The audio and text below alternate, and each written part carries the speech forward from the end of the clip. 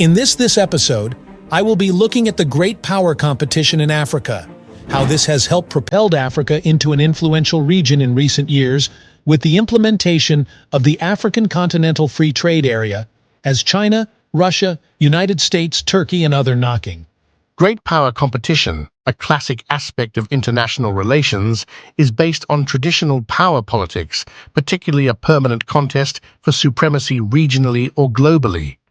The issue of great power competition is particularly relevant in the context of China's rise, the relative decline of the United States, and Russia's resurgence.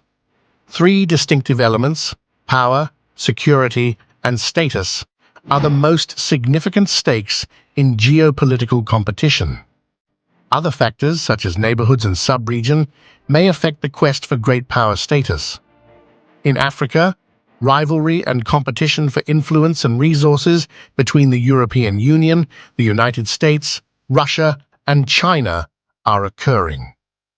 Throughout history, Africa has attracted significant international interest because of its natural resources and economic potential. Additionally, the geostrategic location of Africa is of particular interest since it is the continent best positioned geographically in relation to the larger consumption centers of the world. Africa has, differently from the other continents, a positive demographic bonus with growing consumer power. Great power competition in Africa has had several positive consequences. African countries have become attractive for foreign direct investment, FDI, due to their demographic bonus, growing economic markets, and infrastructure opportunities. China has been very active in the continent since the early 2000s, with a growing presence through the BRI, focusing mainly on ports, railways, and energy facilities. Military cooperation has been an area of particular interest, with the United States having the most significant military presence in the region, 17. China has been involved in peacekeeping missions in Africa and recently established its first overseas military base in Djibouti. Russia, which has had an active presence since the Soviet Union period, also has significant cooperation agreements with many African countries. With African abundance in natural resources, oil, gas, minerals, and agricultural commodities, access to such goods has been an essential driver for competition between the great powers. All players, Russia, China, the EU, and the US, have sought cooperation agreements to secure access to resources and diverse energy sources. Africa has approximately 90% of the entire global supply of platinum and cobalt, half of the world's gold, 2/3 of the manganese, and 35% of the uranium. Africa has nearly 75% of the world's coltan, used in electronic devices, particularly cell phones. Chinese aid programs, sometimes criticized for lack of transparency, have provided African countries with grants and loans to make improvements in areas including agriculture, education, infrastructure, and healthcare. Diplomatic engagement with Africa has grown.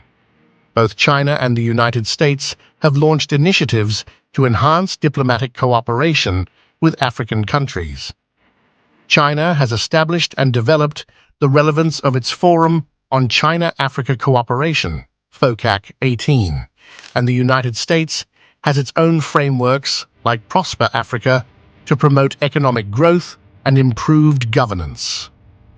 China adopts a no-strings-attached approach in Africa, with a particular focus on economic development and infrastructure, while Western countries seek to emphasize governance and human rights. The Chinese strategy has allowed African countries to implement projects faster to address current issues and challenges. African countries can leverage this great power dynamic based on their domestic interests and long-term strategies to attract investment, technology transfer, and more rapid economic development.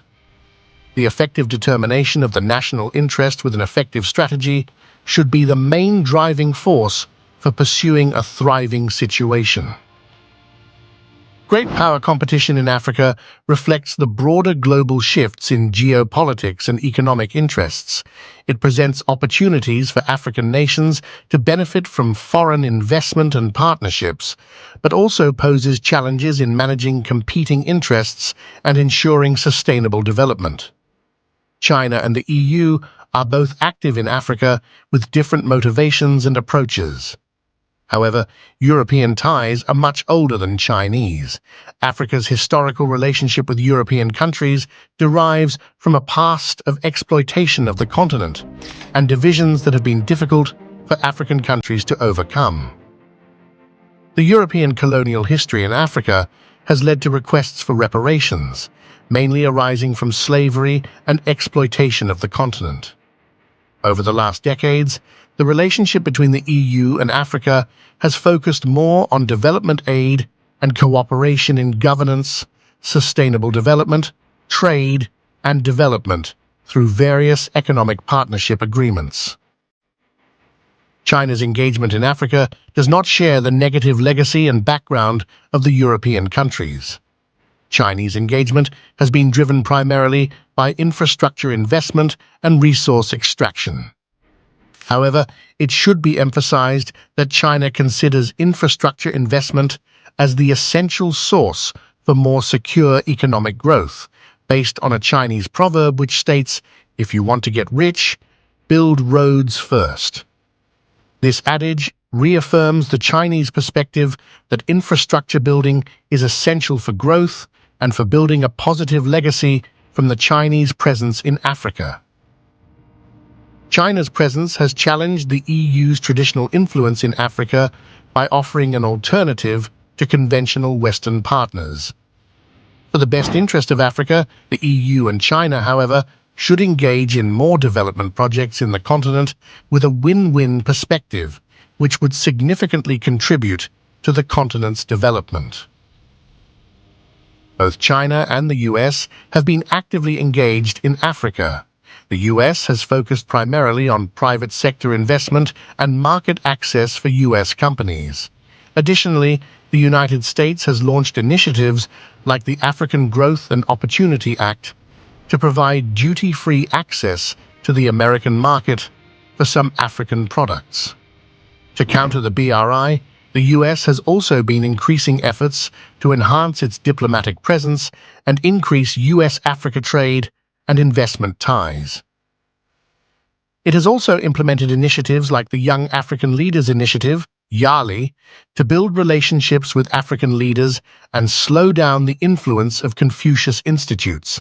Poverty, unemployment, and income inequality are still challenges Africa faces, particularly in securing inclusive development.